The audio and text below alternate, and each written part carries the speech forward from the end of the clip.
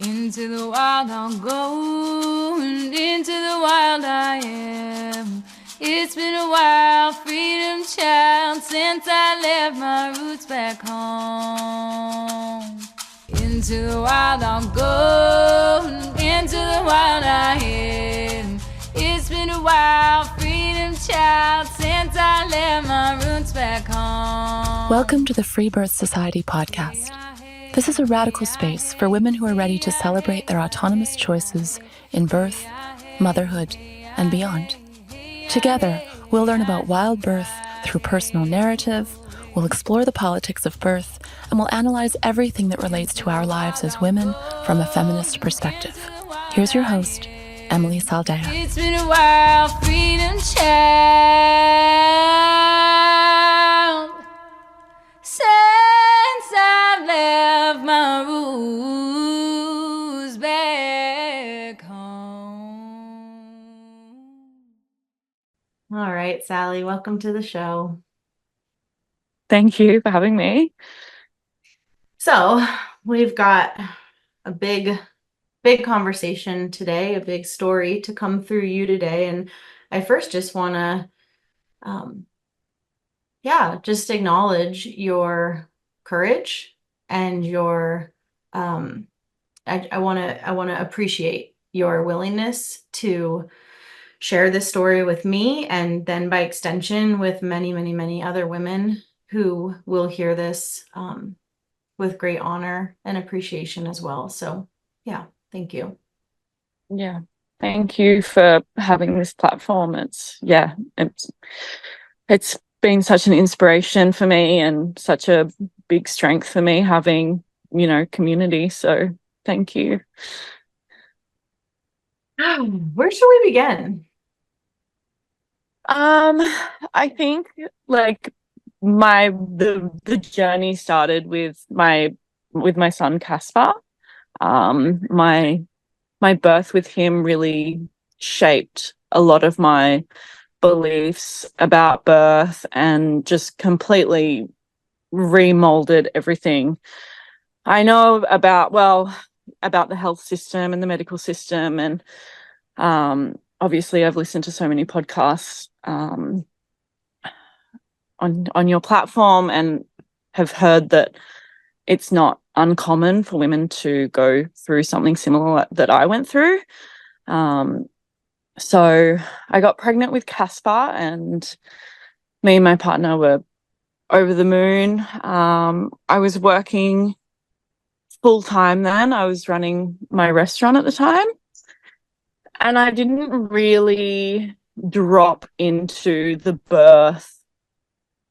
I thought I was, but I wasn't really. And I think I was a first-time mom. I had one other friend that had a kid, and I had never even really heard about free birth, but I knew that I wanted very, very low intervention. I wanted to birth at home. I wanted to do it all naturally. And that was kind of the end of it. I didn't think that it was going to be such a huge transformation process. And that's really what I see the birth space as, is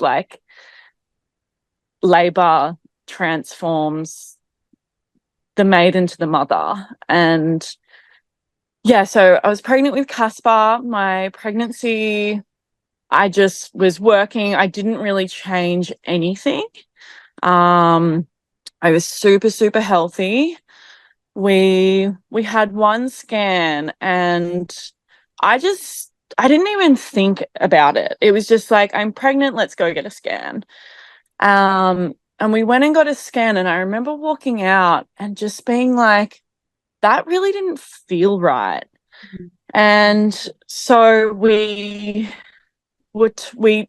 kind of started thinking about our birth plan, and I knew that I wanted a doula, and I wasn't sure what to do about a midwife. And in my area, they have a birthing program that's free and it's through the system, but a midwife from the system comes to your house for your home birth. And I was like, oh my God, that's so amazing that we've got that. Wow. Okay, cool. That's what we're going to do. And yeah. Lo and behold, it was not a good decision. So during that time with Casper, when I was pregnant, every single appointment that I had at the hospital, and the hospital in Byron is pretty small. It's not this big. There's way bigger hospitals in our area. Like they don't do any surgeries or anything there. It's like a very chill hospital, and everyone kind of like gets relocated when it's something really urgent. So going to the hospital didn't feel too crazy for me, but every single time that I went, I had a different midwife. And that was kind of like a big red flag. But I just had this like good girl mentality and didn't want to like be difficult, and was just like, I'm just going to go along with it. And I only met my midwife that I was birthing with 2 weeks before my birth. And I got along with her just fine, but I didn't connect with her other than the service she was providing me. And she kind of like along the journey, one of the midwives was like, okay, go and have your 22-week scan. And I went into that ultrasound. First of all, I don't know, I'm not sure of the technical term that the ultrasound person is called. Is it a Technician? A technician. So she was adamant that I have a vaginal scan or a vaginal ultrasound. What? And I was like, 22 weeks? So weird, right? And I was like, no, I just don't really like, I don't want that. And she pushed and pushed and pushed and was like, you like, and then she did the belly one and was like, look, you really need to have like the vaginal one because I'm not getting this read. So I was like, You know what it sounds okay. like? It sounds like she wanted some practice. Totally. So I'm on the bed. She did the vaginal ultrasound, which was so uncomfortable. I hated every second of it. And then she was like, oh, I still can't find it. We're going to have to like, I don't know. It was just, and I walked out of there and I was just like, what was that? Like, it felt really yucky. So yeah, that had really tainted my ultrasound experience.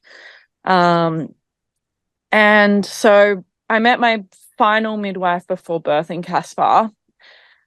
And everything was fine, but I just like in hindsight, I reflect on everything that the tools that they were giving me were all just to try and regulate my pain. Like that was it. There was no like spiritual education. There was no like, it was just so bland and like, okay, like the Thames machine, you need this. These are your pressure points. These are the positions. So for me, I just thought I was going into like a marathon, basically, and I was going to use all these tools to keep going. And that's honestly kind of like what happened in my birth. I went into labor. It was just me and my partner at home. It was really soft at the start. And I remember thinking like, oh, I really want to go for a walk. And I messaged my midwife and was like, oh, I really want to go for a walk. And she said, no, lie down because I have a birth tonight and I don't want you to get your labor going. You just lie down and rest. Whoa, keep your legs together, little lady. Yeah. Whoa, so then, gross. And I was just, I just kind of was like, okay, yeah, like just went along with it. So I laid down all day on my side. And that night things really picked up and my contractions were really strong and really close together. And I think we called her at about 4 and she came and my partner set up the pool. And as soon as she walked in, she basically said like, something's wrong. What? she was like, your contractions aren't timed correctly. I think I should check you. And it was just that immediate feeling of like something's not right. So that was the first impression I got of her coming into my birth space. So I'm just like, something's wrong. Like something is like, what's wrong? And she left, and I was laboring in the pool, and she's tried to stop me getting in the pool. And I was just like, I'm getting in the pool. Like, yeah, it was just an absolute mess, basically. So it was about 6:37 a.m. Another midwife came out because she had left to go home and rest. Okay, wait. So something's wrong, and then she leaves to rest. She said that because my contractions weren't timed correctly. Oh my God. Yeah. And she was like, just keep working through it. I'm going to go home and rest, and I'm going to get someone else to come and replace me. Epic. Like, I'm going to come in and like shit all over your birth, freak you out, fuck up your and head then bail. and then bounce because I need to sleep. That shit is so unethical. Oh my goodness. Yeah, so she leaves, this other woman comes in, and like as soon as she walked in, I was like, I really don't like this woman. Oh. She was like really, really harsh, like no softness whatsoever. And she was like, I think you should come to the birth suite so we can monitor you. We've got, a big pool there, blah, blah, blah. And at that time, I was just like, okay, like it was just like, I was just so compliant. I was like, yeah. And she was like, why don't you come in? I'll see if we can give you a little bit of like pain relief and like see how you go at the birth suites. So we get in the car, we get to the birth suites. Like as soon as I got into the birth suites, I was like, there's absolutely no way I'm birthing here. Like fluorescent lights. It was so cold. Like, but they call it a birth suite, Sally. Isn't it nice and warm and friendly? No, it was like honestly horrible. And because I had vomited a fair bit, they gave me a drip, and the drip was so like I was convulsing in this bed. I was absolutely freezing. So we were there for like 10 hours, and then like I just knew I wasn't going to birth there. So the midwife that came to our house, the one I didn't like, said, look, I'm just going to lie you down. I'm going to give you a check. And she gave me a sweep without consent and broke my waters. And after that, it was just like the pain was so like it was unmanageable for me. And my actual midwife comes back in, so they kind of swap out, and she was like, I think you should go to hospital and have an epidural and just rest, and you'll be able to wake up from your rest and push your baby out. So that's so we evil. go to the hospital. That's so evil. Like there's on every level, they're selling you a home birth. They don't give a shit about first-time moms. They already think that first-time moms can't do it. She's exhausted. Like every part of them is stacked against you. It's just it's really crazy what a lie it is, and that it is the system that is what everyone's interacting with around almost the entire planet. Like it's so wrong.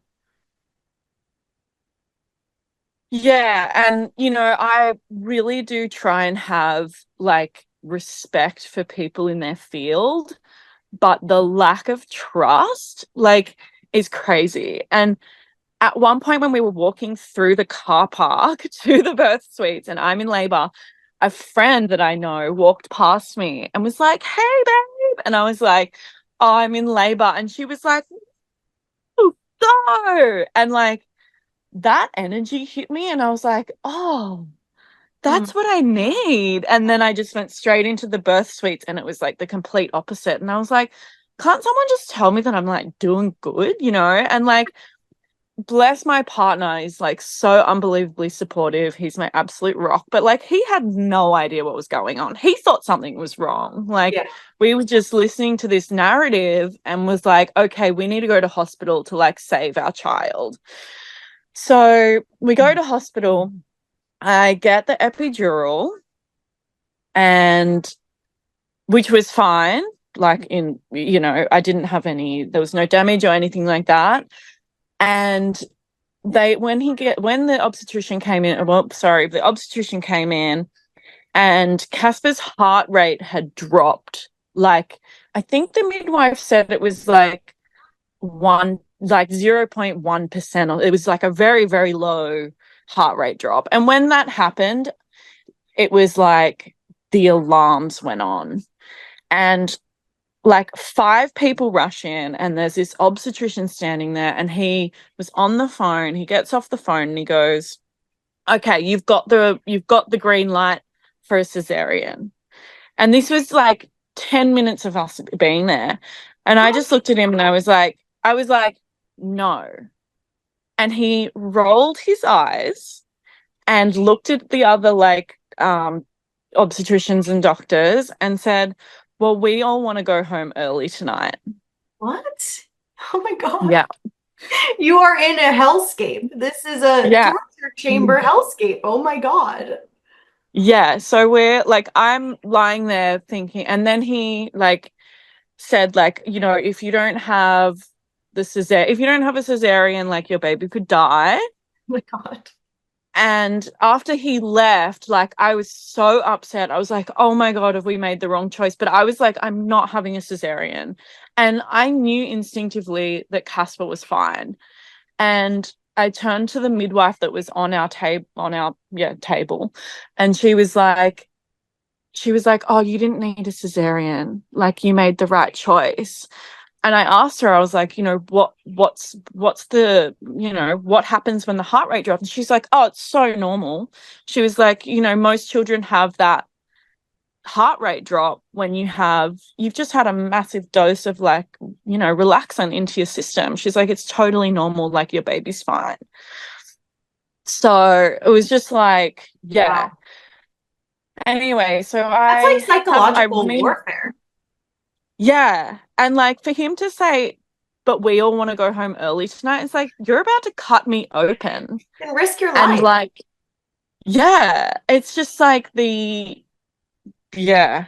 And then no joke, it was like we kind of rested for 3 hours, but my partner went to the toilet and the obstetrician cornered him to try and get him to convince me to have the cesarean.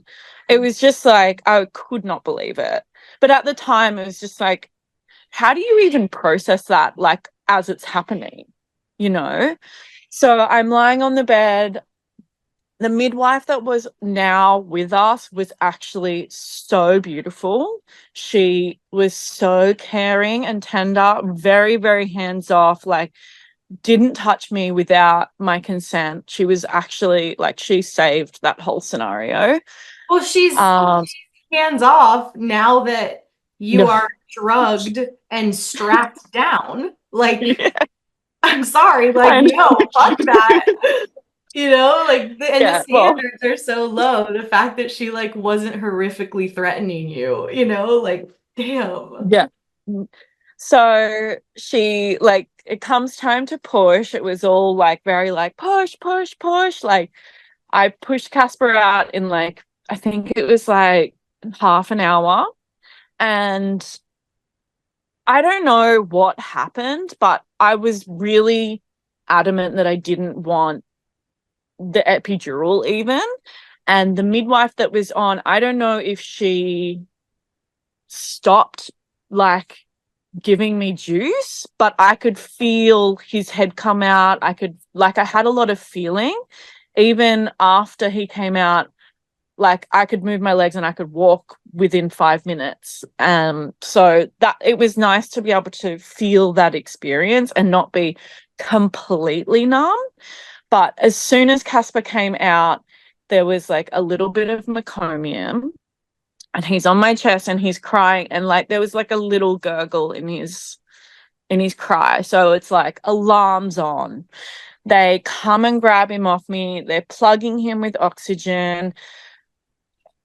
Then I'm lying there watching that happen, and this woman comes up to me, not the midwife, a different woman, and jabs me in the side of my leg with Pitocin. Is that right? Yeah. With Pitocin, and like grabs my umbilical cord and yanks my placenta out straight into a medical waste bin. And like I was lying there just like, Wow. I just couldn't even like it's so hard to, like you're in labor and then you're also processing something like deeply traumatic, but you don't know it's traumatic yet because you don't know anything else. Like it's just like, yeah. If you are like most of my listeners, you are devouring these episodes and you're probably wishing that you could speak to the women that come on this show, learn from them, even get to know them in real life, right? Well, I would like to invite you into my inner circle. It's called The Lighthouse. The Lighthouse is my highly exclusive online membership, and it's where most of the women on this podcast are hanging out. It's by far the best social media platform on the internet. It's highly curated by yours truly, and our team personally vets every single member coming in to ensure the highest caliber community imaginable. I'm talking a full feed of free birth announcements every day, engaging in intellectual conversation about everything taboo under the sun, a ton of group calls every month to connect and be in circle, not to mention the now 7-year-old matriarch search engine that will quickly replace your Google searching. We only open our doors 4 times a year, and half that time we only open it to those on the wait list. Add your name to the list in the show notes below and consider taking your place among us brilliant, sovereign, wild women, because it's just simply better when we're all together. See you on the inside, sis. When you need guidance from someone you can truly trust, someone who aligns with your values of sovereignty and natural living, look no further than Dr. Jennifer Tice. Dr. Jen's expertise in homeopathy and naturopathic family care is unmatched. She is my personal go-to when I need an opinion on how to best support my family and myself when we are healing. And something I'm always telling everyone about, Dr. Jen runs a very specific food intolerance test. Having this information has quite literally changed my life once I decided to take it seriously. Knowing what our specific foods were to avoid has radically improved the health of myself and my children. So if you're looking to uplevel your health, head over to drjennifertice.com and you can find her on Instagram at Dr. Jennifer Tice. So they then take Casper to the nursery, or the nursery. Tom's with him, and I'm like the crazy woman. I'm like, I'm going to my child. So I get up and like there's blood coming out, and I'm like, get me in a wheelchair, take me to him now. They wheel me into the room with Casper, and Tom's holding his hand, and he is so plugged in. Like there's like, you know, I looked at him and I was like, what the fuck are you doing? Like, when did this happen? Like, Oh my God. and the midwife goes, you can't breastfeed him because he's on a glucose drip. No consent of any of that. And I was just like, what do you mean? She was like, well, we need to like wean him off the glucose before you can breastfeed him.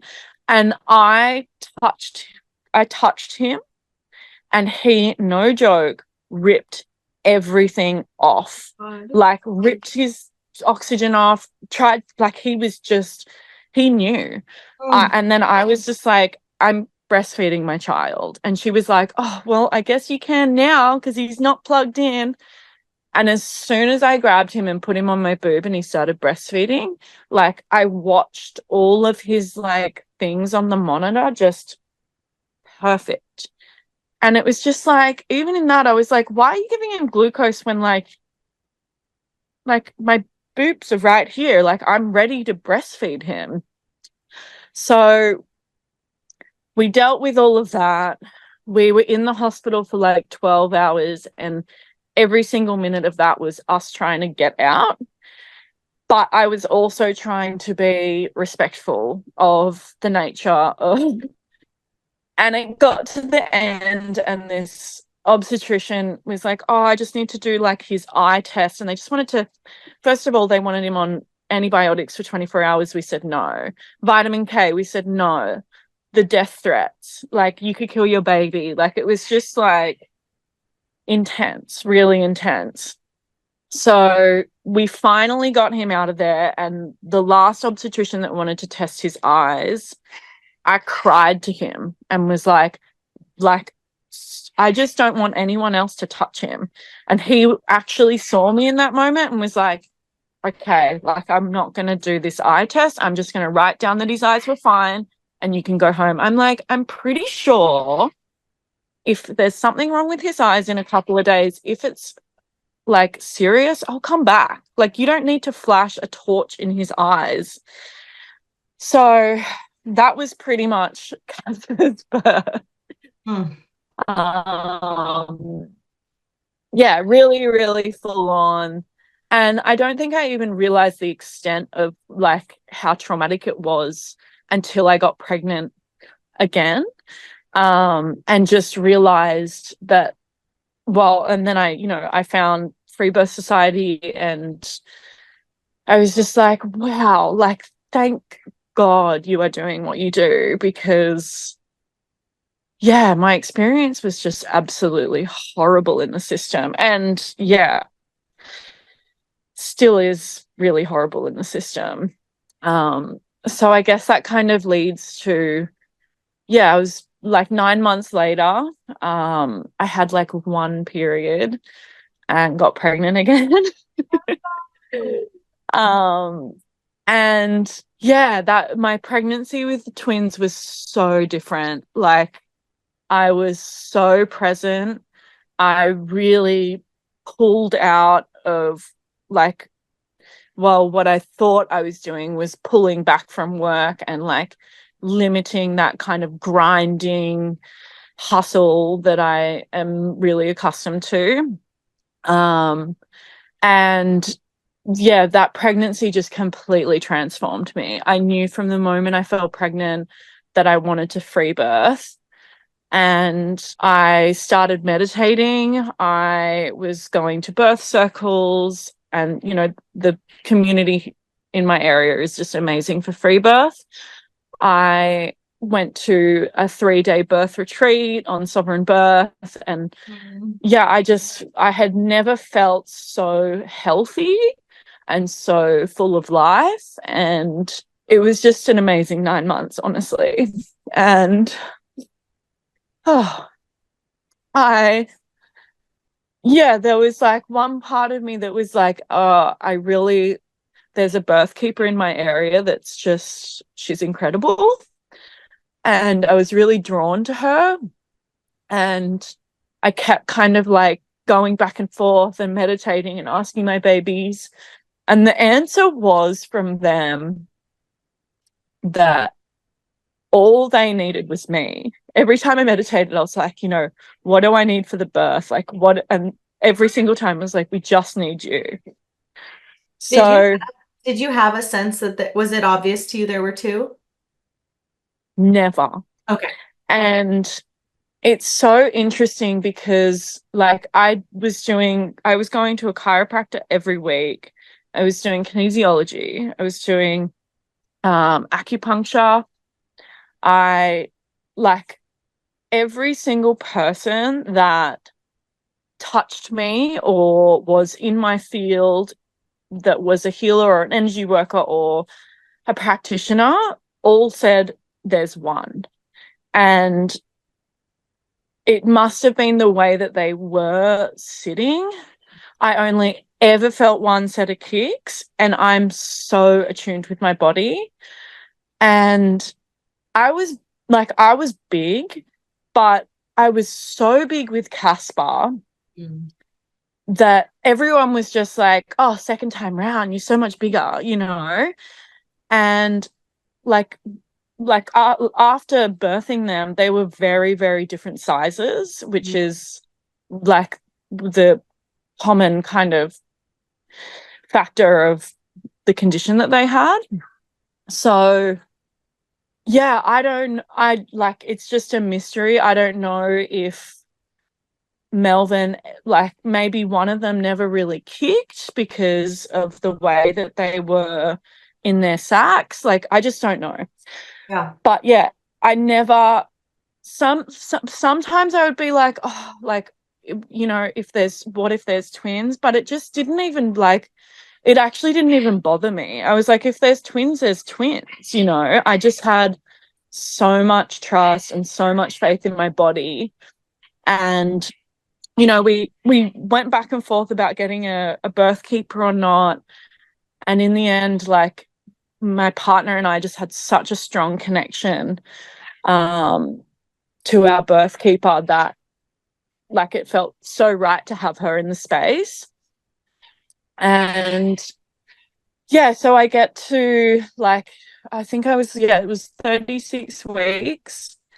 And I was like setting up my second restaurant at the time, and it was pretty exhausting. And that's like an understatement. It was absolutely exhausting. And I pretty much like finished up there to go on maternity leave, and I had 2 days of not working and then went into labor. Oh, that's hard. And it's just the way that it was. Yeah, I mean, I don't look back and want to change anything, but I definitely, if I ever go through pregnancy again, like, it's going to be even more different and like more pulled back. So yeah, I went into labor. It was like, I think it was like 7 p.m. and I knew, I like that kind of week, I was like, I feel like something is opening. Just energetically, I felt really out of it. I could just feel that I was going to go into labor soon. And I would have been like, I think I would have been like 36 and 6. But I was never 100% sure, obviously, of my due date. And because I only had the first bleed that I had, I had 2 bleeds, but they were both really light and they were 2 weeks apart. And I think that was just my body like recovering. But I was never sure if that second bleed was like spotting from my it was all like, I didn't know. So I went into labor, my waters broke, and I knew my waters were going to break the whole pregnancy. I was like, my waters are going to. So my waters broke at like 8 p.m. My partner set up the pool and then went to sleep with my son. And it was just really light to begin with. And I was just like cruising through it. And then it picked up at about 10 and I put myself in the bath. And then it like really picked up. And I felt like I was in a psychedelic trip. I was using my voice. I was just in a state that was so different to my first labor. I was just so in it. I absolutely loved every second of it. The pain was so different. It was like I could really feel it transforming me. And then I like vomited, and I knew, like, I could have kept vomiting, but I stopped and was like, no, I've got this. And even just that, like, yeah, I feel like when you spew in labor, it's like a real, like, you're purging all of that fear. And you can either keep purging or you can be like, no, I've got this. And I really felt that energy of like, no, I've got this. I'm not going to keep vomiting. Like, I'm just going to get back into the labor. And then my partner came in and helped me out of the bath. And we went into the living room where the pool was set up. And I like laid on the couch for like one contraction. And then I just remember saying to him, which is like the classic, I was like, I don't want to do this. And he looked at me and was like, yes, you do. And I was like, yeah, I do. So I got in the pool and I was lying on the couch, and I just, all of a sudden, like, my body was like hinging, and I was like grunting, and I was like, oh my God, I need to push. And I couldn't even believe how quick that time was. It was a couple of hours. And so I got in the pool, and like all the pain just dissipated. And I felt the contraction, and it honestly felt amazing. And I had this kind of like mantra almost from a woman.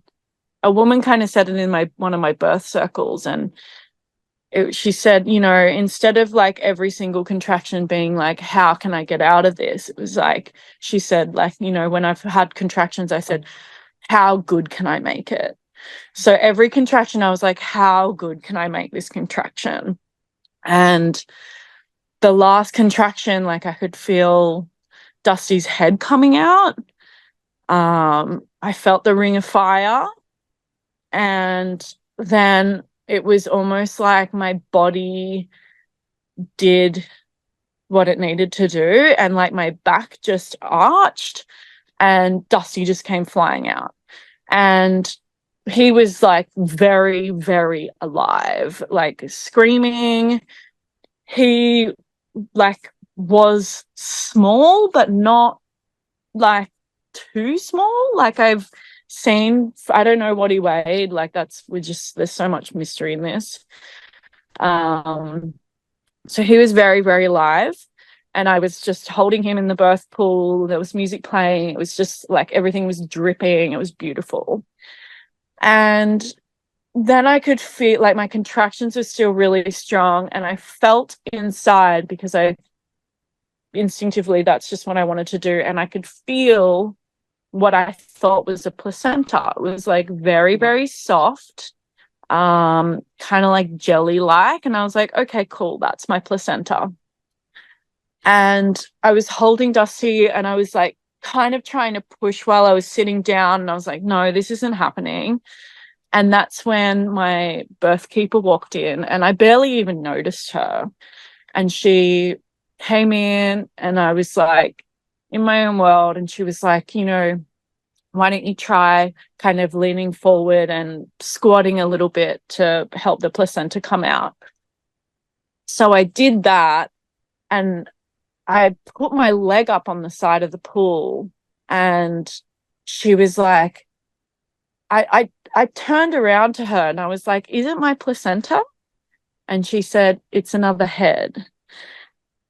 And I like the shock of that, and yeah, was, I don't even, again, like, it's so hard to process when it's happening. And just like one more little push, and Melvin came out. And at that point, my birth keeper was in the pool, and I kind of tried to scoop him up, but like they both had quite short cords. So it was really awkward. And she got into the pool and was holding him, and he was completely stillborn. And it almost, like, when I looked at him, it was almost like I was looking at him. It was so hard to connect with him, in all honesty. And I've like spoken to him from, in different ways, and he's, it's all forgiven, and there's no, it was all just meant to be. But it was so hard to connect with him. He was so white. He was almost like this like fluorescent moon. And he was so much bigger than Dusty, which like it was just like, whoa, like what is happening? And my birth keeper and I were in the pool, and I just felt this really strong contraction for my placenta. And I was holding Dusty, and Dusty started to, I don't even, like, the first thing that you do when a baby starts to not be fully there is you always think it's the breathing. But I was holding him and looking at him, and I just knew that it wasn't his breathing. It was something else. It was like his life force was starting to go. And my birth keeper was, like, hey, let's focus on him. So I was really trying to give him all of my energy. But at the same time, I was like, I need to birth my placenta because it was so strong, the contractions. And she said, okay, let's just stay squatting in the water and keep him in the water, keep him warm, like try and like just really connect with him. And in the next contraction, my placenta came out and I was holding him. And as soon as my placenta left my body, he basically like went limp. It was like an indescribable moment, but it was like the energy that I felt was pure peace. It was not, I wasn't like, there was no emergency feeling. It was just this like, I can't describe it. It was like a very, very spiritual, holy moment where we were in this portal of life and death at the same time. And after he went limp, it's kind of all really murky. My partner called the ambulance, and Dusty was still like, he had like what, the medical term is, he had electricity in his body. So he was still stuttering a little bit, and he was still like making tiny little gasps. And it was so hard for me because I was in such a state of bliss, and all my body wanted me to do was sit and like connect with him and be in that moment. But, my partner called the ambulance. They arrived in 8 minutes. So they arrived pretty much as I was getting out of the pool. I couldn't have been there like any faster. And like in that time. Did you want him to call the ambulance? It was like once Melvin was born, my stillborn, my birth keeper was like, I think we should call the ambulance. And my partner just grabbed the phone and called the ambulance. Like I didn't like, I don't know. That's just what happened. She made the call and I agreed with her. I just like, I didn't know. I thought there was still an opportunity to save my son's life. And in that moment, that's just what you do. But like having the knowledge that I have now, like I hope that every mum, and I know this is so like, it seems dark, but it's so important to have a death plan, because as soon as those ambulances arrived, like everything was fucked basically. They came in, all the lights went on, and then they just like, it was like they were in slow-mo. Like, I don't even know what was happening. They just were unpacking all this stuff, like really slow. And my birth keeper was like, hey, like, come on, like trying to get them going. And then I'm holding Dusty and I'm like, he needs oxygen. Like, that's when it kind of started, like, and I'm like, he really needs oxygen. And they went to Melvin and started trying to resuscitate him. Mm. And my birth keeper was like, she literally was like, what are you doing? It's the wrong child. Like, it was just like, I don't know. Mm. And then they basically like gave Dusty oxygen and we're like, okay, we need to put him in the ambulance. So I left, and like I didn't even say goodbye to Melvin. Yeah. And that was just how it happened. Like, I didn't have a choice. So I was in the ambulance, and thank God I was shut off from everything else that was happening, because my partner had to be in the house with ambulance and cops, and it was really, really not nice or sacred. It was actually disgusting. They called 5 ambulances and 5 cops, and they blocked the entire street off. What? They like, my birth keeper was like, hey, like, I think we should bring the other twin into the ambulance. Like, you know, energetically, they need to be together. They need to be with the placenta. And they just looked at her like, you're crazy. They tried to. So I was walking with Dusty into the ambulance, and I was holding him in the ambulance, and I could feel like tiny little flickers of life still in him.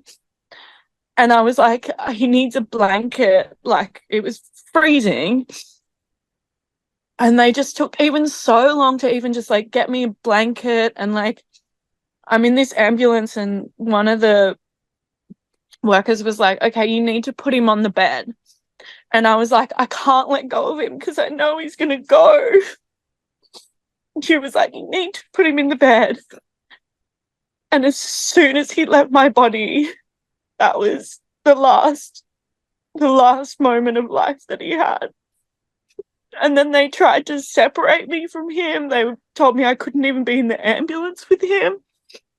And my birth keeper, like, just had my back. She was like, she is staying in the ambulance with her son. So then I went up to the hospital, and they worked on Dusty for like another hour, and then the doctor came over and said, you know, he's had electricity in his body, but like, he's officially not going to make it. So then we were in the hospital for hours holding him and giving him love. And So your husband came and met you? And They took Melvin? So Melvin was still at the house, and like, even like my partner had Melvin the whole time. He was sitting on the couch holding him the whole time. And like, my partner like went to put him down, and the cops were like, you can't touch him, he's evidence. Oh. And my partner was like, I'm touching my child. And then he went to go like get me clothes, because my birth keeper was like, you know, Sal needs clothes. He went to go get me clothes, brought the clothes back out, went back to like hold Melvin again. You can't touch him. He's, you know, you can't. They even tried to stop him from getting me clothes. Like, it was just ridiculous. And so we're in the hospital, and the detectives, they have to put detectives on every childbirth. They treat it, you know, very seriously. And the detectives went to our house and then came and met us at hospital and said, you know, you guys aren't under investigation. There's no case here. It's like dropped. There's no suspicion. We just need to get a statement off you in the next couple of days. But like, this is just a tragedy. So, yeah. And that happened on the day. Yeah. So, and then we kind of had to say goodbye to Dusty, and we went home. And, you know, obviously we were in a deep, deep grieving state. And then it was like, I think it was like 2 days later, it got leaked to the press. And do you know how? Like, it was one of the ambulance workers. Motherfucker. Yeah. And it's just like, when you like, for me, I'm such a like unsystemized person. I really don't like, I don't go to the doctors, you know, I only go to the doctors when it's like really urgent. I'm supernatural. You know, I try and just live a very holistic life. And the fact that like you lean on the medical system to support you in a time of like what seems like crisis, and they go and fucking leak your story with so much misinformation. Like, first of all, they said Byron Bay. Like, we don't even live in Byron Bay. So they're using like that town to make out that we're like, you know. Yeah, hippie. And yeah. And then it was like, they said that I was 26 weeks pregnant. That's weird. And that yeah. The story was the first. In a way, that's better. Right? I was like when the first story came out, I was like, this isn't even about us. Right. Like 26 weeks pregnant. Like, why would I have a birth pool set up at 26 weeks pregnant? You know what I mean? Like, just the fact that they just guessed that. And then it's like they said I was 26 weeks pregnant and had twins, and they died because I refused to get an ultrasound. Oh, amazing. Yeah. And it was like, first of all, how do you know I'm 26 weeks pregnant if I refuse to get an ultrasound? Like, it just doesn't even, your story doesn't even make sense. So that was kind of circulating. Yeah, let me follow that timeline. So you said 2 days later it got leaked to the press. Does that imply that 2 days later something was published? Yeah. So within 48 hours of you losing your babies, you become aware of an article in your community. Yeah. Okay. Well, I was really like, I didn't put any energy into it, honestly. I really tried to shut it out. So it kind of happened in stages. Like, the first articles that came out didn't name us. And I really tried, like, the first article that came out, I almost laughed at it. I was like, this is a joke. And then it kind of like manifested. And after a week, I had people messaging me being like, you know, put your Instagram on private. And I was like, what the hell is going on? Because I wasn't fully aware of how explosive it was. And then it was probably, I think it was 2 weeks after, we had all of the major news channels trying to get in touch with us. And this one woman messaged me on Facebook asking for a statement. And I said, like, no. I'm like, anyway, that very next day leaked our names with all of our information and our photo. And that's when it felt really scary. And like just got so nasty. And I really was trying to, you know, not kind of take it in. But like just some of the things that people were saying, it was like, you know, I look at that and I'm just like, you've got to own that you said that, because that's disgusting that you would shame a mother that's just lost 2 children like weeks after she's just lost them. And yeah, I saw the lowest of low through that process. But yeah, it was, there was all the media stuff, and then we really, really battled with the coroners. When the newspaper article got leaked with our names and our photos, the coroners initially called us and said, we're not going to do autopsies, like we're just going to send them home from the hospital, which was the biggest, like, we just thought that was normal. We were like, okay, beautiful, like we're going to get them back.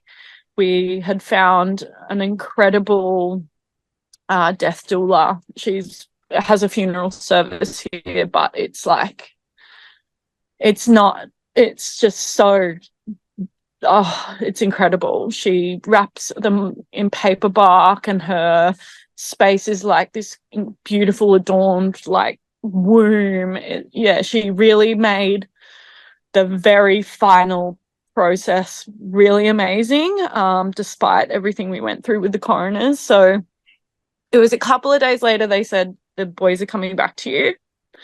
And then it was almost in correlation with the newspaper articles circulating more and more that she called us. And the woman that we were speaking to was just like the admin woman. She wasn't the one making the decisions. And she was as nice as she could possibly be. But like, I still kind of think she's a bit evil for what happened to us. So she called us and said, oh, they want to autopsy Dusty, Melvin's stillborn. And we were like, okay, like, why? And she was like, oh, I can try and find out, an answer, blah, blah, blah.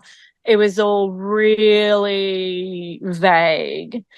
And then she called us back a couple of days later and said they want to autopsy both of them. And we said, like, why? What's the reason? And she said, the reason is health and safety of society.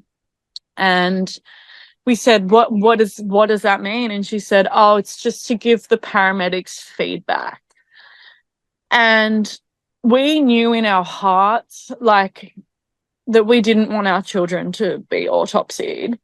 So we kind of were back and forth with her, and we're asking like our options, like, can we say no to this? And she said the only way that you can oppose an autopsy is in the Supreme Court. And even if you win, they can still do it. So we just had to surrender to that's what was going to happen. And it was like on the Friday, we spoke to our death doula, and she said, call them and try and get non-incisions. They can do a scan. So we called her straight away and she said to us, I'll call you one final time and make sure that because we could still go to court. And we weren't going to do that. Why is no one telling you to get a lawyer? Oh, it was all like the system here. Like when we spoke to this admin woman and said to her, like, what's the process if we actually go to court? She said they can still do it. Like, there's no, like, it's just the way it works. Well, of course they can. I was talking, but that's of course what someone opposing you who's coercing you to do something you don't want is going to say.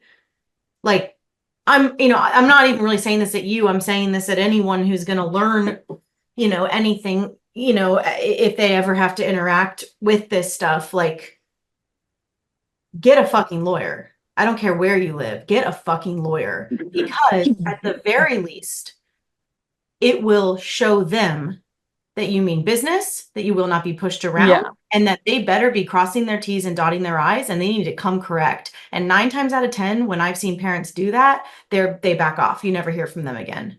I am devastated that that's not your story. But for anyone who ever might find themselves in this impossible situation, like, of course they said, oh, I'm so angry. Okay. So then what happens? So I think it was like, I don't know, we were like grieving, we're dealing with the media, and then we've got this like woman from the coroners calling us every single day, telling us something new that they've, going to do to our kids. And like, so I called her on Friday right before they closed, and I said, is there a possibility to get scans instead of incisions? And she said, look, I'll call you back on Monday and I'll let you know if that's a possibility. But if the coroner decides that there needs to be an autopsy, like, it's almost like trying to fight if someone thinks that you're guilty of a murder. Like, you can't, like, you have to go to the extremes to prove your innocence. Like, the same with this. It's like, if they decide, like, we were broken, you know, like, my mum was going through defamation lawyers in Sydney trying to have our photo removed. Like, it was just, there was just so much going on. And I call her Monday and she ignored me. I was calling the office, trying to get through. This other woman kept saying, oh, she'll call you back. She'll call you back. I finally get through to her Monday afternoon and I was like, look, did you end up seeing if they could not do incisions? And she said, oh, they've already done it. So we processed that, and then she said, look, they'll probably be back within like a week or two. We just need to do the paperwork. A couple of days later, she calls us again and says their tests are inconclusive. They didn't find anything, and they now want to autopsy their brains. And my death doula said that she had dealt with many childbirths and she had never experienced them wanting to ever do a brain autopsy on any child. And at that point, we were like, we're going to court. Like, we can't have this happen to them. And, like, when I say that I begged them, like, I begged. And I said to this woman on the phone, can you please just ask the coroner? Like, please, we don't want this to happen. And at that point, I think I was at a point with like all of this stuff that I said to my partner, like, I can't talk to the coroners anymore. Like, you're going to have to talk, like, my body, like, there was so much like going on.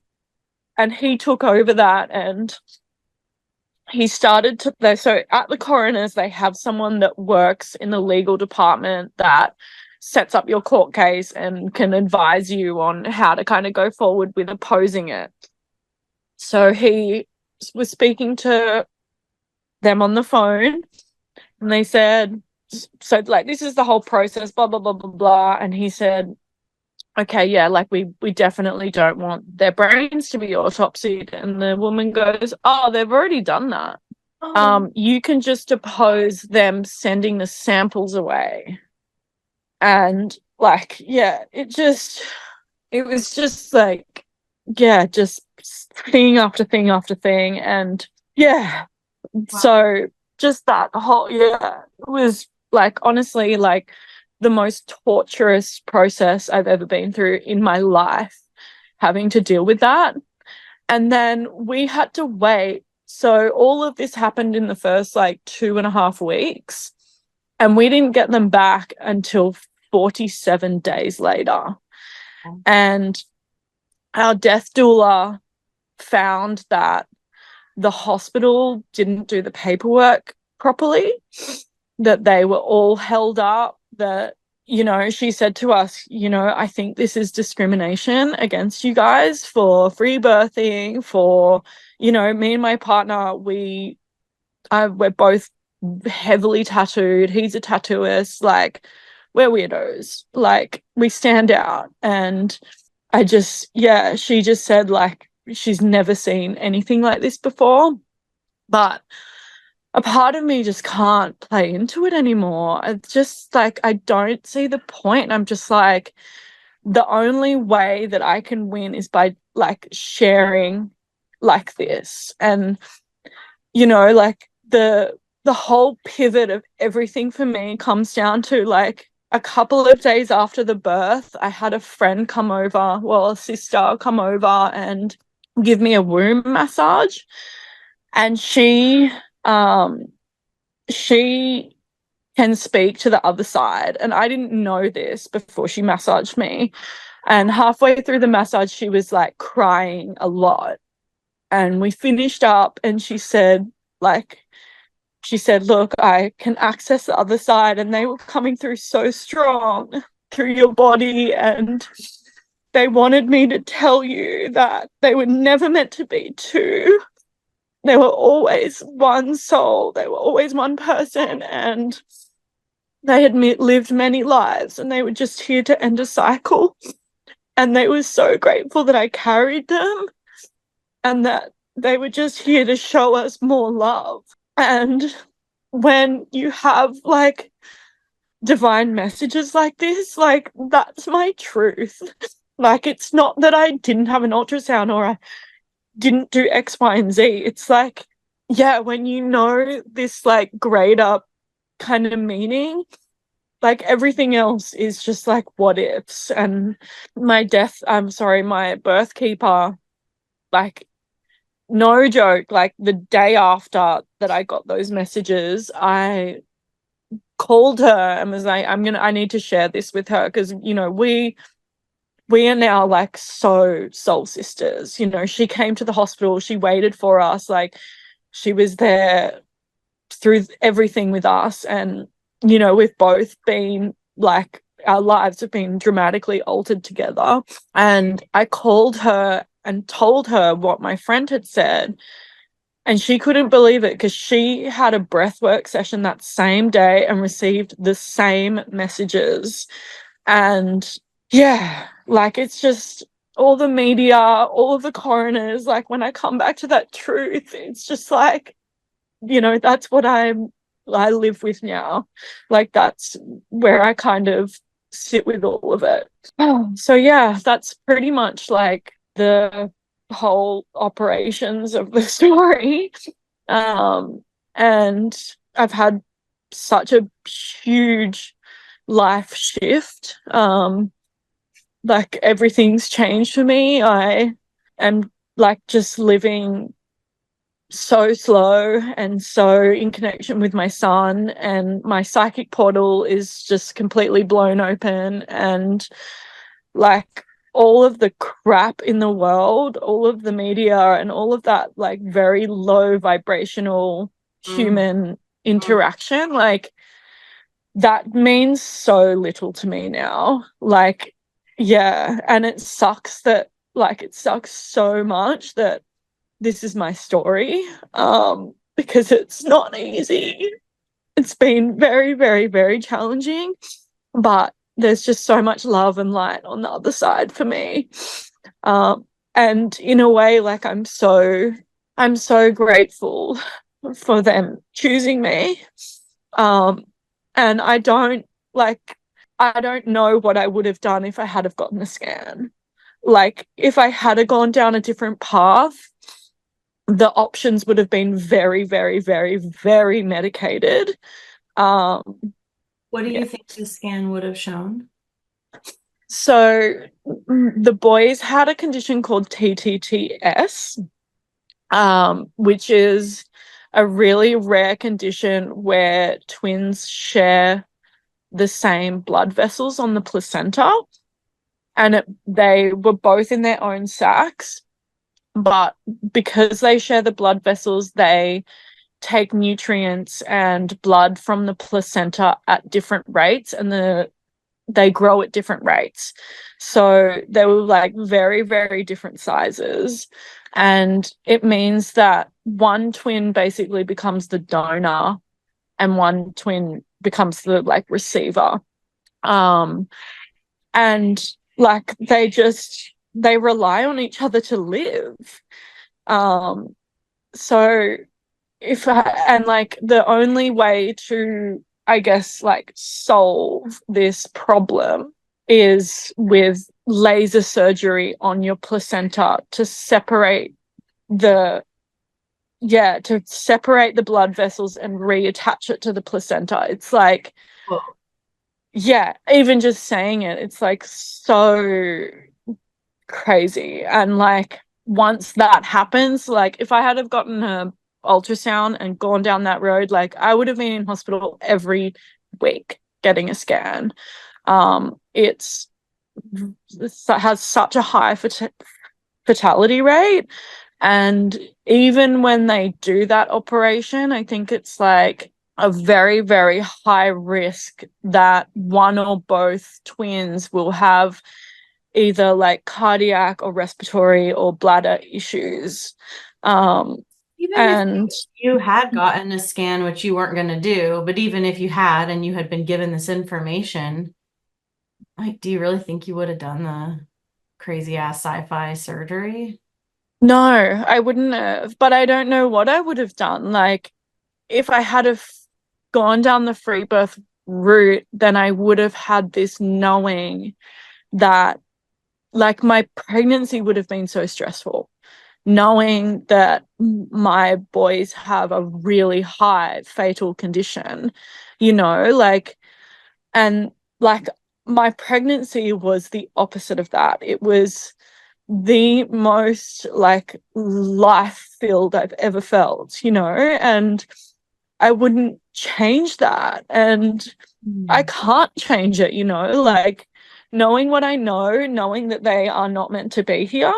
Even if I had gotten the laser surgery and gone through all of that and birthed in the hospital and they hadn't have made it, like, first of all, I don't think I would be open to those messages. I would honestly have so much hate and so much like distrust in the system. Like, the story would be so different. I would be so much more broken if that's the way that I walked. So I'm so grateful that I had such an incredible birth experience. And I look back and I'm like, oh, should have we called the ambulance? And you go through all of these thoughts, but it's just like you can't change it. And you just have to like return to the love. And like, yeah, it's like, I feel like it's harder being in the love and being strong than turning around and blaming someone. And I spoke with my birth keeper on end about this, and after my birth, she had 2 really hard births with women that were kind of blaming her for certain things. And she said to me, she was like, in a way, like, your birth was perfect. And I know like people will listen to that and be like, what the fuck? Like, no, it wasn't. But I didn't intervene with anything. Like, everything happened exactly as it should have happened. And because like we just have such a huge fear around death that, I've found that people, they think that I did something really wrong. They think that I didn't try and save my children, that because I didn't have an ultrasound, like, I was the reason they didn't live. And like, that's the stuff that I ignore, because it's like everything that I did was for my children, and it still is, and yeah. I mean, those are very, very, very captured people, like those people's opinions could not matter less. Totally. I'm not saying it's not fucking stingy to have, gnats fly in your face, but they're so captured. Yeah. And I totally hear your birth keeper's point. And, this is a story, knowing their condition and knowing how serious it is, and how just totally unlikely it is for souls inhabiting bodies like that in that dynamic to survive beyond birth, with or without that surgery. I mean, it is almost a clear sentence of not compatible with life, with being on the outside of your body. And I guess I just want to say that it's so obvious to me that you did right by your children. It's so obvious, and it sounds also quite obvious that you know that, but I still want to say it because your birth and your pregnancy were such a gift to your family and to these souls, like how sweet that they had so much consciousness to choose such a high vibrational mother and family that that they could on some level, trust that you would give them the death that they came for. The Yeah. life that they came for, they were very alive inside of you, and they lived a life, and they lived a complete life cycle, shorter than what any mother would want, obviously, but at the same time, like objectively, it is a complete life cycle, right? And that they chose you and chose your womb to grow, and for Melvin to die in is just such a high honor. I don't know how else to say it. These are all very like taboo words and phrases to talk about this stuff, because obviously you and I don't come from this, but we come from a culture that says babies aren't supposed to die, and not just that babies aren't supposed to die, but also that death always has someone to blame, and there's always a reason, and that death is wrong, right? It's that death is wrong, and death is a punishment, and it's all very silly. It's all very low vibrational, and I've been doing birth work for a very, very, very long time, and so death as a part of something women walk with and mothers walk with is just like very normal, and doesn't make it less tragic or painful or anything like that, obviously. But my point is that you did have the perfect birth, in that you claimed your space, you chose your pregnancy state, you loved your pregnancy, you chose a really peaceful, family-centered birth in your home, surrounded by people that loved you and the people that touched your babies. Like it's as peaceful and loving as it gets. And if we zoom out and we go, okay, what if we knew that these babies were always coming to go, right? Which in a way, if you had gotten the scan or not gotten the scan, like that is what turns out to be true. And you would have had that information earlier. And like you said, I don't really see how that could have served you, because I don't think it's the kind of situation that would have likely resulted in survival and thriving. Like, yeah, they would have gone to NICU. They probably would have died in NICU had they even been born alive, at the time of the surgery. I mean, like, come on. But the gifts of sitting in the mystery of your pregnancy, the gifts of your willingness to be in the mystery, didn't just give you the blissful pregnancy, but it allowed for you to give them the birth and then the death that they came for. And I hope you walk with that honor, because that's a high consciousness state to hold, and it's hard, and it's like most people will not understand what we're talking about, and that's kind of a big thing to still hold your head up, in spite of that, and to kind of find yourself on the other side of that is a really big spiritual deal, though it sounds like you're really well supported. But you did right by those boys in every way, and it says so much to me that you could feel his, like, the placenta coming out, and you could feel his life force going, and then as he left your body, that he was done. It just says, in that, as painful as that is, there's also so much peace in that story that's like, yeah, there wasn't anything to do. There just wasn't anything to do. You did it. You Totally. did what there was to do. Yeah. And when I like deeply think about it, if I had have known that they weren't going to survive, I purposefully wouldn't change anything. I just would probably not call the ambulance. But then, like, if we had called the ambulance a little bit later and Dusty was fully not alive, then would that have been a way more suspicious case? You know what I mean? Like, there's Very just likely. Yeah, so, and I just think like that, like, all they ever knew was love, like from conception to like the very last moment. And I feel like I was the vehicle for freeing them. That's what it feels like. It, even in the space, it didn't feel, I think people, and obviously like because of the way that we live, like, people think death is just such this big messy emergency, whereas being in that space and witnessing what we all witnessed, it was so incredibly peaceful. It was like this there's only like one word to describe it. And it's like it was like an act of God.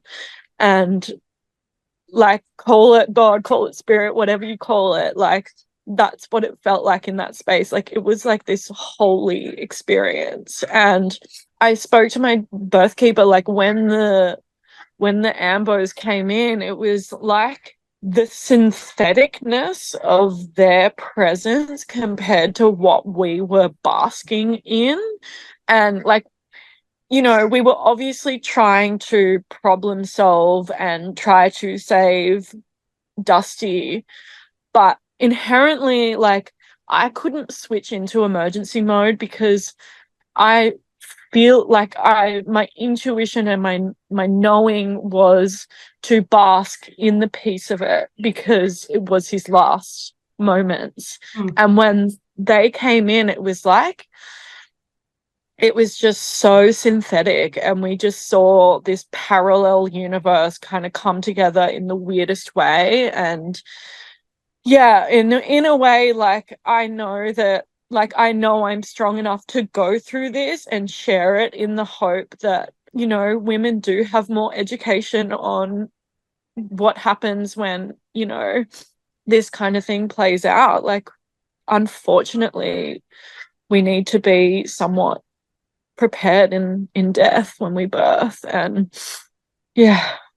And for anyone who doesn't know this, in the legal system, there's a really big difference between a baby born not alive, so a baby that it's defined by having taken a breath, and so a baby born stillborn like Melvin was, in the free birth, you know, kind of world, from my understanding, around the world really, it's usually handled pretty simply.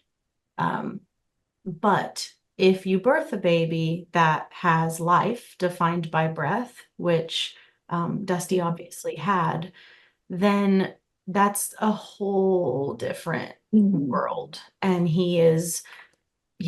mean, this particular baby was born alive, obviously, but also I'm thinking of other stories I know where a baby could be born with a heartbeat but not take a breath. And I can't speak for everywhere, but in the situations I've seen, that would still be considered stillborn because breath is life, right? Anyway, and so yeah, that is an important piece around self-protection and engagement with the system, and something to know about and be smart about. Because then, I mean, if this isn't obvious, because then, like what Sally just hinted at, if they hadn't have called, then there's more of a potential case to create a picture of intentional manslaughter, of intentional murder, you know, is really what they would be looking at as, like, fucked up as that is to even think about. But anyway, so and like you said, again, this is just good information because death isn't talked about, you know, really anywhere at all. And I'll just speak about my country in the US, that any body from any age, baby or 80 years old, any body that dies outside of medical supervisement, there will be a case, there will be an investigation to make sure there's no funny business. So it's not specific to moms and babies. Any body that dies, you know, outside of medical institutions, there will be someone designated to look into why, and was it natural causes or was it not? Yeah, so maybe that's just good information for everyone to have. Most babies, you know, at term, it is not very common. I mean, also I'll just say, because I know a lot of pregnant women listen to this.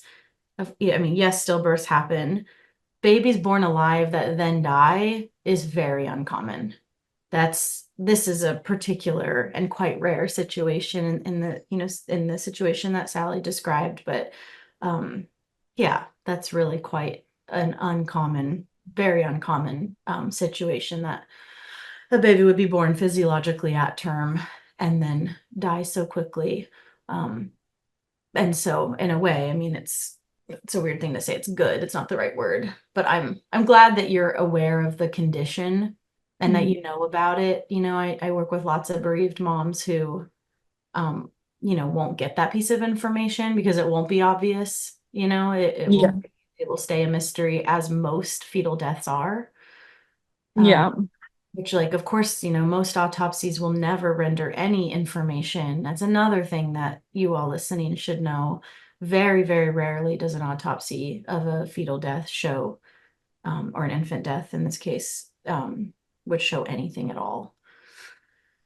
So another reason to not do it if you can avoid it. I mean, that's just horrific. There's no words for the violation of not getting to choose what happens with your baby's bodies. And I am completely confident that it was punishment. Of course.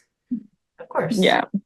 Like, Yeah. it is so, it is like the battle of light and evil. I mean, it is, you know, like, this is an evil, evil, evil system at play. And it also Yeah. happens to be the place that we call to save our babies, which is like really fucking twisted. It's wild. Yeah. Just, it sucks that, you know, we've come so far from our natural beings that is what we rely on for help when we're in a state, you know. It's just, yeah, there's And no words to describe it really. It's really wrong. yeah. But the point you made, I do think, is quite valid around, had you not called, how the optics of that would have played. I don't think they would have played in your favor, which would have Yeah. just been one more thing to navigate. Yeah. If there, have you looked into, kind of the last thing on my mind is, have you looked into, I'd just be curious about any legal repercussions of the ambulance, the confidentiality and like HIPAA compliance, you know, total violation. Yeah, okay, maybe at the end of the day, what, you get them fired. Okay. Yeah. You could get some money. I mean, I could totally go there. Like, I've spoken to my death doula and she was like, you've got a case. But for me, it's like, all I'm doing is like trying to beat the man and I'm going to get some money, you know? And yeah. Money's But chill. it's not worth it for me. Like, I would, if I can change one person's mind and turn them onto free birth and turn them into the love, I've done my job, you know? And so that's my focus. Like, if I go down that road of going into the system and fighting the system, which I know I can, like, I have the strength and I think I have the intelligence to be able to do that, to take them down, and I have the support to do it. But vibrationally, it's not, like, it's a fucking waste of energy for me. Like, it's like I'm getting into a suit and going into a courtroom. Like, I'm going back to the Mordor of where it all, you know. And I guess the only like thing I'd argue is, if you could find an attorney to do it on contingency, you know, meaning that you don't pay them, they would take a percent of your winnings.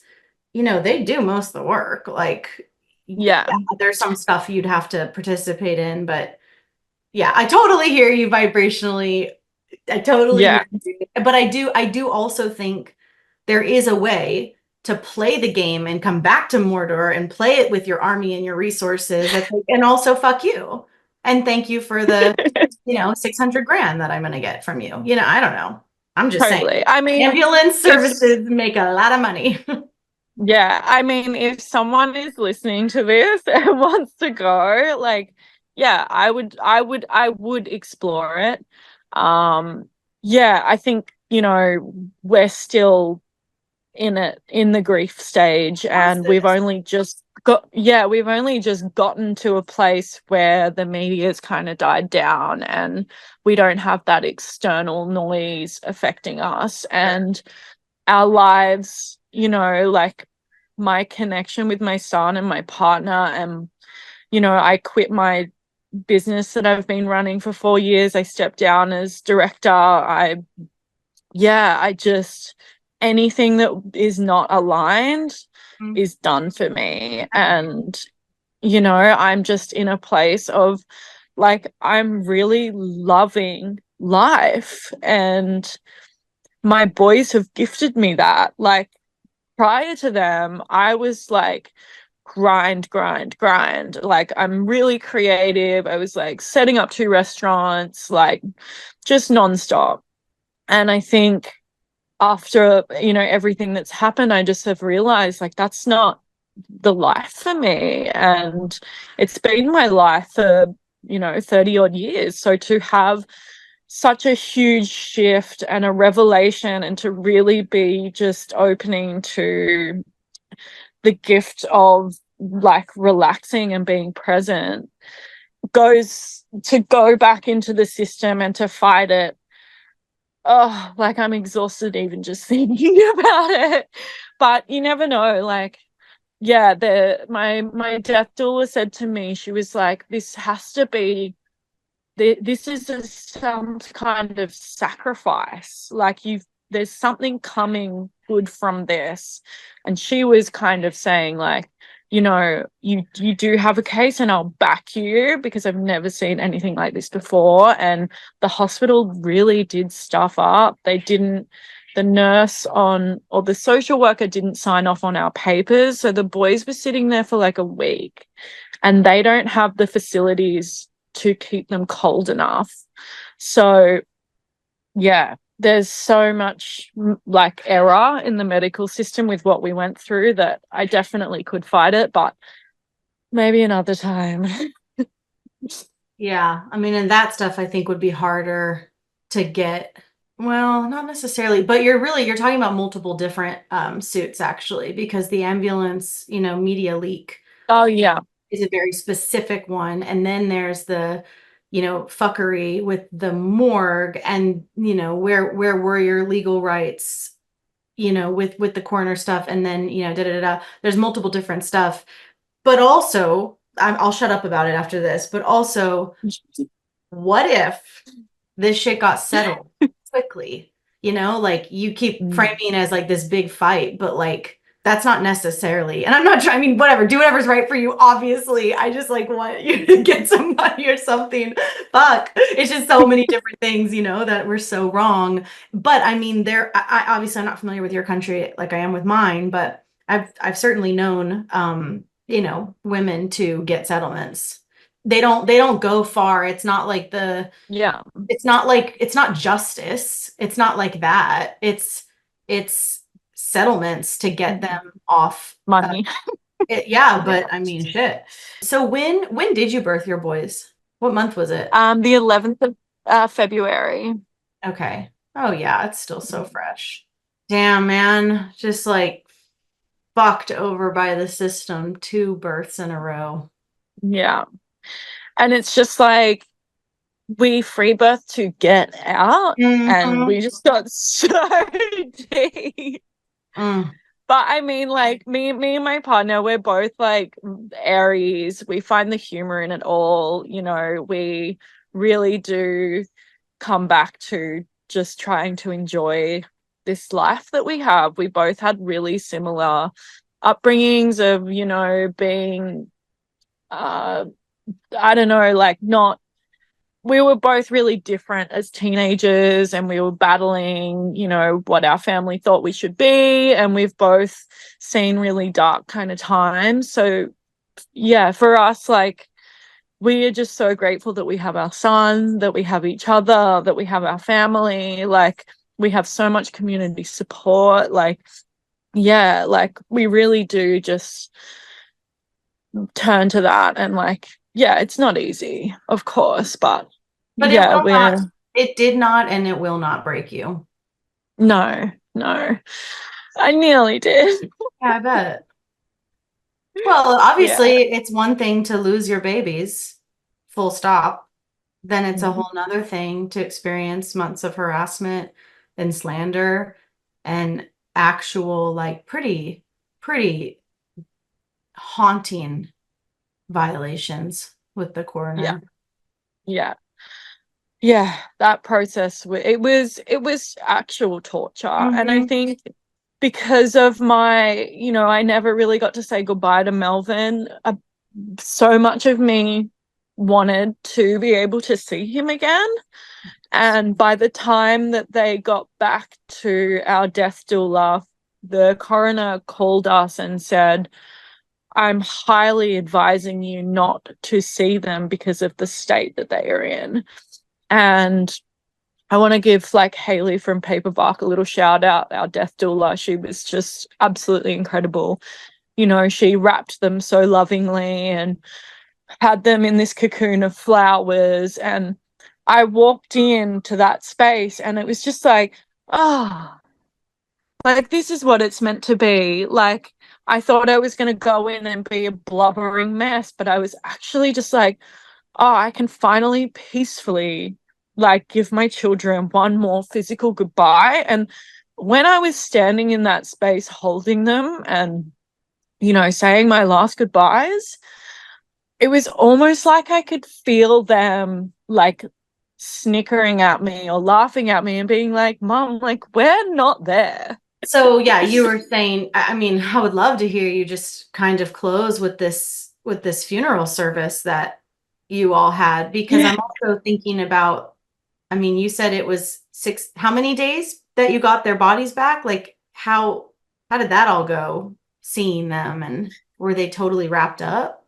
Yeah, they were completely cocooned, so we couldn't see any part of their skin. Okay. And Haley said, she was they've been through a lot, and she goes, I keep going, then she said their spirit is almost like they're not babies. She's they're like wise old men. She was yeah, and she just wrapped them so lovingly. They were in this cocoon of flowers, and just that last moment was so how it's meant to be. It's not meant to be medical. It's sacred. It's supposed to be honored and revered and beautiful. So yeah, I was so grateful to have that in the final moments. And yeah, we had them cremated and sent home with us. And yeah, that kind of wrapped up all of their kind of physicalness. We got the placenta back, which was also an absolute shit fight to get it back. And yeah, buried it in the backyard and had a fire over the ground and then planted a tree. So I've really sealed them in the earth. Yeah. And my placenta was it was like a world. It was huge. So yeah, it felt so good to finally have that back, although it was frozen, wrapped in plastic, and yeah, still to get it back, was such a struggle. They really didn't want to give it back. No. I'm proud of you, sister. Thank you. And thank you for, doing what you do. Honestly, I wouldn't have, I don't know if freebirth would be what it is without you. So yeah, thank you for just trailblazing. We get to meet someday. Likewise, yeah. Come to Australia. Yeah. I think, well, I'll say it like you guys. I reckon I will. I hope you enjoyed the show today. You can support this podcast by donating to it through the link in the show notes below. And of course, leaving an awesome review on whatever platform you listen on. The more reviews, the more visibility the show gets, so let's spread the good word of sovereign birth. Don't forget, you can watch our podcast interviews on YouTube and see the women as they tell their birth and power stories. And you'll also find our viral free birth collection of epic, raw birth videos on our YouTube. Make sure you're subscribed to our channel. We've always got a lot going on at Free Birth Society, and you can find out all about it at freebirthsociety.com, at Free Birth Society on Instagram, and opt in to my newsletter below. We offer courses on free birth, authentic midwifery, the blood mysteries, as well as one-on-one coaching, in-person retreats, and of course our annual women's gathering, the Matriarch Rising Festival. Our exclusive, private, vetted membership, The Lighthouse, is definitely something to check out if you're looking for a community of wise sisters to get guidance from and to meet in real life. Together we rise, sisters. We must speak our stories, fully claim our lives, and support one another. This is the living revolution, and I am so grateful to be in it with all of you. I'll leave you with our gorgeous Free Birth Society theme song, Wild Woman by Aruba Red. I honor you for the wisdom you held, the ancient traditions of plant medicine and womb magic. I feel the spirit of the ancestors as I place my hands upon my belly. This sacred portal will be honored. Eons upon light beams of survival, withstanding the eradication of our power by design. I will not allow the separation of our young to be forced upon me. My sisters will no longer birth in captivity. The picket line redefined from burning our wild women to paralyzing us and drugging our babes. Strapped down in a clinical white bed, drying up the milk from our breasts. Keep your needles.